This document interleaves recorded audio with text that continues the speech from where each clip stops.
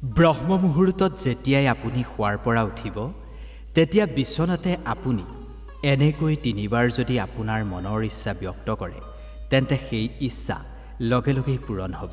আপোনাৰ যি ইচ্ছাই নহওক লাগিলে, সেয়া লাগিলে ভৌতিক বস্তুৰ ইচ্ছা হ'ব পাৰে, ৰিলেশ্যনশ্বিপৰ ইচ্ছা হ'ব পাৰে, আধ্যাত্মিক স্তৰত কোনোবা আগুৱাই যোৱাৰ ইচ্ছা হ'ব পাৰে বা অন্য কিবা ইচ্ছাও যদি আপোনাৰ আছে, সকলোখিনি ইচ্ছাই পূৰণ হ'ব এই সময়খিনিত। যদিহে ব্ৰহ্ম মুহূৰ্তত আপুনি 3বাৰ এনেকৈ কয়। এই সন্দৰ্ভত আপুনি আজি সকলো জানি ল'ব পাৰিব। নমস্কাৰ, মই কৃষ্ণ ভূঞা, আপুনি চাই আছে be positive and always be positive. ব্ৰহ্ম মুহূৰ্তত কি ক'ব লাগিব সেয়া জনাৰ পূৰ্বে আপুনি জানিব লাগিব ব্ৰহ্ম মুহূৰ্তৰ সময় কোনখিনি। মই মোৰ আগৰ কেইবাটাও ভিডিঅ'ত ব্ৰহ্ম মুহূৰ্তৰ সময়ৰ কথা উল্লেখ কৰিছোঁ। তথাপি আজি আকৌ এবাৰ খুব সৰলকৈ কৈ দিছোঁ ব্ৰহ্ম মুহূৰ্তৰ সময়খিনিৰ বিষয়ে। আপুনি কেৱল মনত ৰাখি ল'ব, পুৱতি নিশা 3 বজাৰ পৰা 5 বজাৰ সময়খিনিক ব্ৰহ্ম মুহূৰ্তৰ সময় বুলি কোৱা হয়।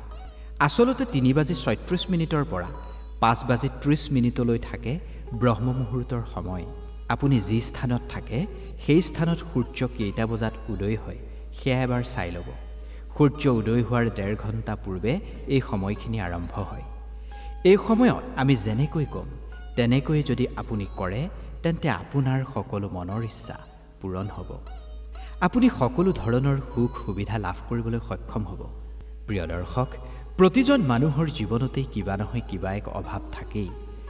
কোনোবাই পঢ়া শুনাত আগবাঢ়িব বিচাৰে, কোনোবাই চৰকাৰী চাকৰি পাব বিচাৰে, কোনোবাই প্ৰাইভেট চাকৰি এটা হ'লেও পাব বিচাৰে, কোনোবাই আকৌ ব্যৱসায় বাণিজ্যত আগবাঢ়িব বিচাৰে, বহুতেই নতুন নতুন বেপাৰ বাণিজ্য কৰিব বিচাৰে, বহুতেই নিজক আগুৱাই নিব বিচাৰে, সন্মুখত সদায় থাকিব বিচাৰে, কোনোবাই সাংসাৰিক সুখ বিচাৰে, কোনোবাই ল'ৰা সন্তান কামনা কৰে, আন কোনোবাই কন্যা সন্তান বিচাৰে, কোনোবাই নতুন এখন ঘৰ বিচাৰে, গাড়ী বিচাৰে, কোনোবাই ধাৰ ঋণৰ পৰা মুক্ত হ'ব বিচাৰে। এনেকুৱা অলেখ অজস্ৰ বস্তু কামনা কৰে প্ৰতিজন মানুহেই, আৰু এইবোৰৰ পৰা বঞ্চিত হ'লেই মানুহ অসন্তুষ্ট হৈ পৰে। কোনোবাই ধৰ্মীয় দিশত আগুৱাব বিচাৰে, পৰমাত্মাৰ সৈতে সংযুক্ত হ'ব বিচাৰে। সকলোৰেই কিবা নহয় কিবা এক ইচ্ছা থাকেই, আৰু এই ইচ্ছাবোৰ পূৰ্ণ কৰাৰ এক সুযোগ ব্ৰহ্ম মুহূৰ্তই আনি দিয়ে। ব্ৰহ্ম মুহূৰ্ত এনেকুৱা এক সময় যিখিনি সময়ত সমগ্ৰ দেৱী দেৱতাই বিচৰণ কৰি থাকে বুলি এক গভীৰ বিশ্বাস কৰা হয়। সকলো ঠাইতে তেওঁলোকৰ শক্তি বিয়পি থাকে। তাৰ ভিতৰত মাতৃ সৰস্বতীও বিদ্যমান। যদি এই সময়খিনিৰ সঠিক প্ৰয়োগ কৰি আপুনি ধ্যান কৰে তেন্তে আপুনি সেইখিনি পাবলৈ সক্ষম হ'ব যিখিনি আপুনি জীৱনত লাভ কৰা নাই। আমাৰ পূৰ্বপুৰুষ ককা আইতা বা আজু ককাসকলেও এই ব্ৰহ্ম মুহূৰ্ততেই শুৱাৰ পৰা উঠিছিল। ঋষিমুনিসকলেও ব্ৰহ্ম মুহূৰ্ততেই শয্যা ত্যাগ কৰিছিল। তেওঁলোকে জানিছিল এয়া সেইখিনি সময় যিখিনিৰ দ্বাৰা এক মহাশক্তিৰ সৈতে কানেক্ট হ'ব পাৰি।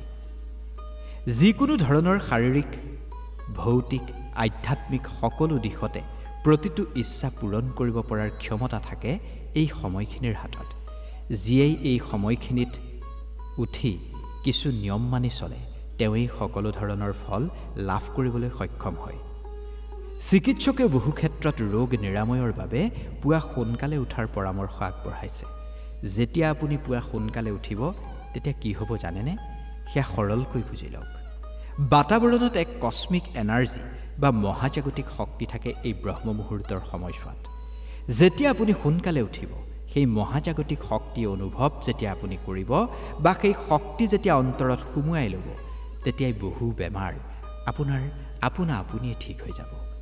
শৰীৰ আপোনাৰ ফিট হৈ থাকিব। আপোনাৰ চেতনাৰ স্তৰ বহু ওপৰলৈ গুচি যাব। সেইবাবে 3:30 বজাৰ পৰা 5 বজাৰ ভিতৰত শুৱাৰ পৰা উঠি বিচনাতে বহি ল'ব।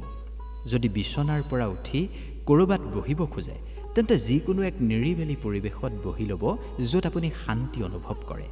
লাগিলে পূজাঘৰৰ সন্মুখতো আপুনি বহি ল'ব পাৰে। বহি ধ্যান কৰক। কেনেকৈ কি কৰিব সেয়াও জানি লওক। ধ্যান যেনেকৈ কৰিব তেনেকৈ বহিব আৰু খুব কোমলভাৱে উশাহটো ভিতৰলৈ টানিব, আকৌ এৰি দিব। এনেকৈয়ে উশাহ ল'ব আৰু টানিব যাতে আপুনি শান্তি সুখ অনুভৱ কৰে। স্বাভাৱিকভাৱেই আপুনি এইখিনি কৰিব। লগে লগে নাম জপ কৰিব লাগিব। কি নাম জপ কৰিব লাগিব কেনেকৈ কৰিব লাগিব সেয়াও আপোনাক আজি আমি বুজাই কৈছোঁ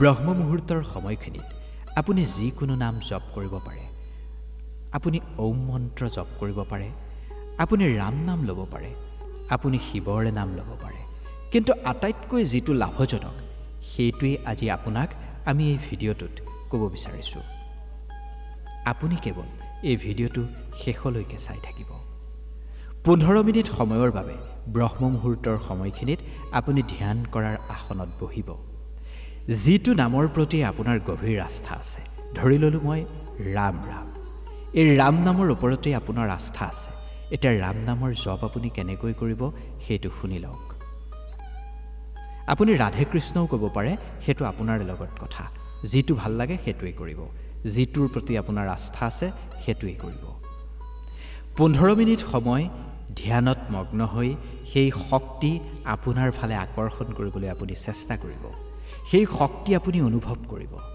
উশাহ এবাৰে ল'ব ৰাম নাম জপ কৰিব আকৌ এৰি দিব আকৌ ৰাম নাম জপ কৰিব এনেকৈ আপুনি উশাহ ভিতৰলৈ ল'ব ৰাম নাম জপ কৰিব আকৌ এৰি দিব ৰাম নাম জপ কৰিব এনেকৈ আপুনি 15 মিনিট সময় ধ্যান কৰি ৰাম নাম জপ কৰি সেই মহাজাগতিক শক্তি আপোনাৰ ফালে আকৰ্ষণ কৰি ল'ব আপুনি 10 বাৰ কৰিব পাৰে যদি আপুনি 10 বাৰ উশাহ ভিতৰলৈ টানিছে তেন্তে 10 বাৰ ৰাম নাম জপ কৰিব আৰু 10 বাৰ যদি এৰিছে তেন্তে 10 বাৰ আপুনি ৰাম নাম জপ কৰিব এই ৰাম নাম জপ কৰাৰ পিছত আপোনাৰ এক বিশেষ শক্তি আপোনাৰ ভিতৰলৈ সোমাই আহিব আপুনি ভগৱানৰ সৈতে কানেক্ট হ'ব পাৰিব আপুনি ধ্যানেৰে সেই ৰাম নামৰ মাজলৈ আপুনি সোমাই যাব যেতিয়াই আপুনি ৰাম নামৰ মাজলৈ সোমাই যাব আৰু ৰাম নাম জপ কৰিব তেতিয়াই সেই এক বিশেষ শক্তি আপোনাৰ ভিতৰলৈ সোমাই আহিব আপুনি নিজেই কৰি চাব ৰিজাল্ট আপুনি পাই যাব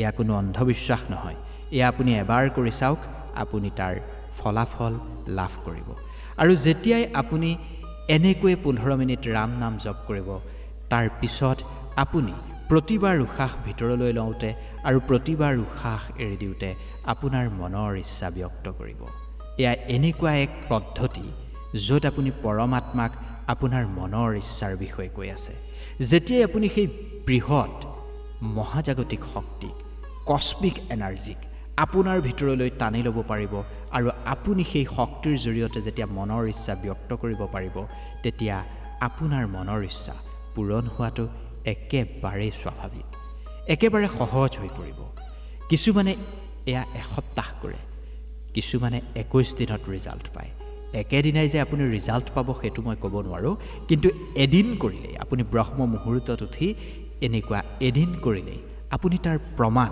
100% পাব গতিকে এইখিনি যদি আপুনি ব্ৰহ্ম মুহূৰ্তৰ সময়খিনিত কৰিব পাৰে তেন্তে নিশ্চিতভাৱে আপুনি এটা ভাল ফল লাভ কৰিব এই সময়খিনিত উঠি ধ্যানত বহাৰ দৰে বহি আপুনি উশাহ ল'ব ভগৱানৰ নামত আপুনি স্বাভাৱিকভাৱে উশাহ লৈ এই সময়খিনিত আপুনি পৰমাত্মাৰ সৈতে সংযুক্ত হৈ আপোনাৰ প্ৰাৰ্থনা যেতিয়া নিবেদন কৰিব তেতিয়া আপোনাৰ সকলো মনৰ ইচ্ছা পূৰণ হৈ পৰিব আজি এবাৰ চেষ্টা কৰি চাব কাইলৈ কমেণ্ট কৰি মোক জনাবলৈ একেবাৰে নাপাহৰিব ভিডিঅ'টো যদি ভাল লাগিল অনুগ্ৰহ কৰি লাইক কৰিব কমেণ্ট কৰিব শ্বেয়াৰ কৰিব আৰু চেনেলটো ছাবস্ক্ৰাইব কৰি দিবলৈ নাপাহৰিব ধন্যবাদ